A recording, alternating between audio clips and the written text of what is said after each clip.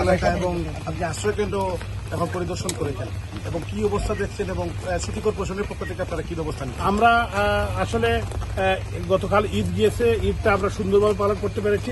বৃষ্টি ছিল, তারপর আজকের থেকে সুরমা নদীর পানি বিপদসীমার উপরে আসায় এই 28 নম্বর 26, 25 এই এলাকা মোটামুটি কিছু পানি উঠেছে, যেখানে এই যে আশ্রয় কেন্দ্রটি সিলেট সিটি কর্পোরেশনের মখন স্কুল বলে, এটা এই মখন স্কুলে 28 নম্বর ওয়ার্ডের কাউন্সিলর রায়হান আহমদ, ওনার তদারকিতে হচ্ছে। এখানে আমাদের এই এলাকার মুরব্বিয়ান আমার ডান দিকে বাম দিকে আছেন, আমাদের যুব ছাত্র নেতৃবৃন্দ আছেন, আমাদের চিফ ইঞ্জিনিয়ার নুর আজিজ সাহেব আছেন, তামিম সাহেব সহ আমাদের সিটি কর্পোরেশনের সাদুল লস্কর, তারা সবাই আমাদের অ্যাক্টিভলি সবাই কাজ করছে। আমরা সিটি কর্পোরেশনের আমরা সন্ধ্যা 7টায় আমাদের সমস্ত অফিসারদের, সমস্ত স্টাফদের, আমাদের সমস্ত কাউন্সিলররা ছুটি বাতিল করে আমরা 7টায় আজকে রাত থেকে কন্টিনিউয়াসলি আমরা থাকবো, অ্যালার্ট থাকবো এবং আমাদের কমান্ড সেন্টার আমরা ওপেন করে দিচ্ছি এবং সর্বাত্মক এবং জেলা প্রশাসক, বিভাগীয় কমিশনার, আমাদের 17 ডিভিশন জেনারেল হাজারি সাহেবের সাথে কথা হয়েছে। প্রত্যেকটি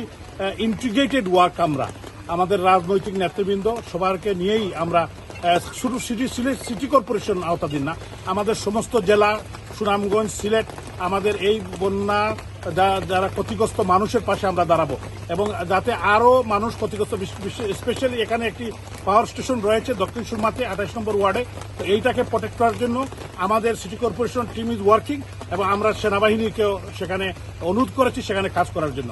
বিভাগীয় কমিশনার সাহেবও করেছেন, আমি নিজেও করেছি, ডিসি সাহেব করেছে এবং আমরা মানুষের সর্বাত্মক সহযোগিতা আমরা করব। আমরা মানুষের পাশে থাকবো, একটি মানুষ যাতে কষ্ট না পায়। আমি সাংবাদিক কমিউনিটি, আমাদের শহরের সম্মানিত নাগরিক, বিজনেস কমিউনিটি, রাজনীতিবিদ এবং রাজনীতিবিদ খালি আমাদের দল নয়, সমস্ত রাজনৈতিক দলকে বলবো এবং আমাদের যারা আমরা মানুষের কল্যাণে কাজ করি সবাই যাতে একসাথে আমরা মানুষের পাশে দাঁড়াই। কারণ মানুষের যখন বিপদ আসে, এই বিপদ আমাদের সবার বিপদ।